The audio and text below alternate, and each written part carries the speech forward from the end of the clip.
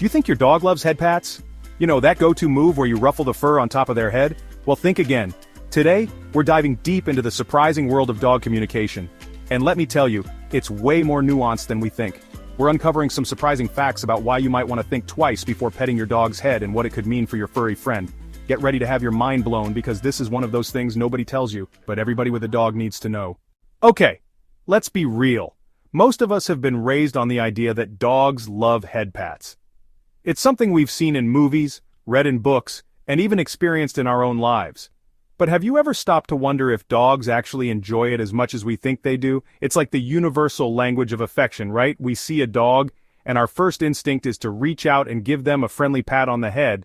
But what if I told you that this seemingly innocent gesture might not be as well received as we believe? You see a cute dog, you instinctively reach for their head. It's a natural reaction, almost like second nature.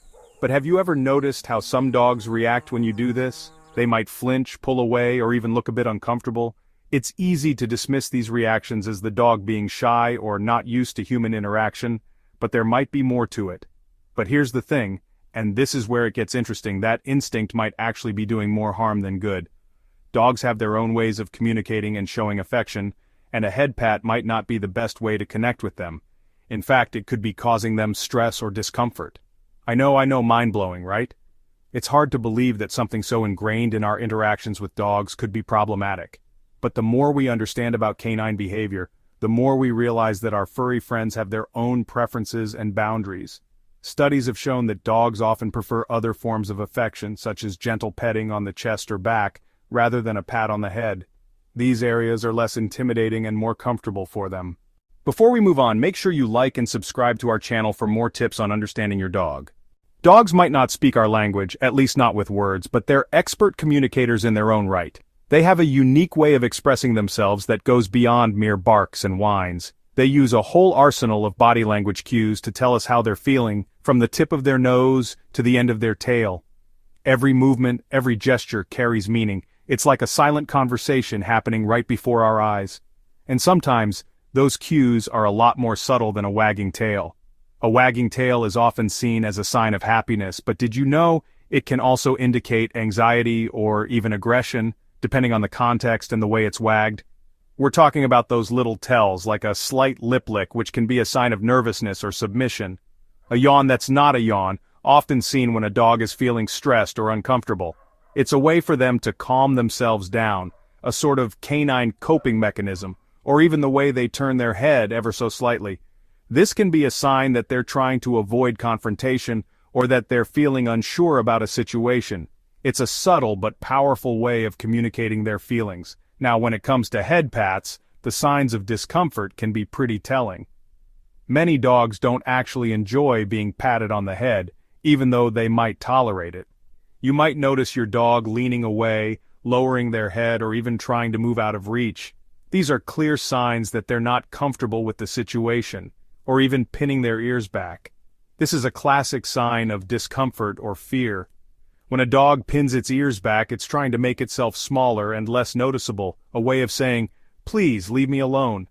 It's important to recognize these signals and respect your dog's boundaries. Think about it from their perspective. Dogs are naturally more comfortable with interactions that are on their terms. They prefer to approach us and initiate contact rather than having us loom over them and invade their personal space. In the dog world, looming over another dog and reaching for their head is a sign of dominance, maybe even aggression. It's a behavior that can make them feel threatened or uneasy. So, when we do the same, even with the best intentions, it's no wonder some dogs feel a little uneasy.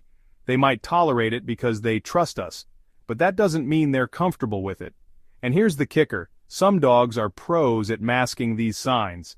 They've learned to hide their discomfort because they don't want to upset us, or because they've been conditioned to accept it.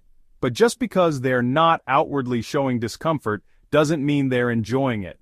It's important to pay attention to the more subtle signs of discomfort and respect their boundaries. Understanding these signals can help us build a stronger, more respectful relationship with our dogs. By paying attention to their body language and respecting their boundaries, we can ensure that our interactions are enjoyable for both us and our furry friends. Don't just take my word for it. Veterinarians and animal behaviorists have been saying this for years. They've observed countless interactions between humans and dogs, and they've noticed a pattern. Head pats, while well-intentioned, can actually be a major source of stress for our furry friends. Think about it, when you go to the doctor, and they have to do an examination, they don't just come at you head-on, right? They approach slowly, talk in a calming voice, and let you get used to their presence before doing anything invasive. Well, the same principle applies to our dogs. Approaching them head-on, especially with a raised hand, can feel like a threat, triggering their fight-or-flight response. And that's not exactly the kind of reaction we want to elicit from our beloved pets. Okay, so if head pats are off the table, how do we show our dogs some love? Well, the good news is, there are tons of other ways to bond with your furry friend that don't involve making them uncomfortable. One of the best ways is to simply scratch them on the chest, shoulders, or behind the ears. These areas are usually less sensitive than the top of the head, and are often associated with positive feelings. You'll know you've hit the sweet spot when you see that tail wagging into overdrive. And here's a pro tip. Pay attention to your dog's body language. If they lean into your hand, that's a good sign they're enjoying the attention. If they pull away or seem tense, switch to a different spot. At the end of the day, every dog is an individual, just like us. What one dog loves, another might tolerate, and another might absolutely hate. The key is to pay attention to your dog's body language and learn what they enjoy. Don't be afraid to experiment with different types of touch. Some dogs love belly rubs, while others are more reserved. Some go crazy for ear scratches, while others prefer a gentle massage.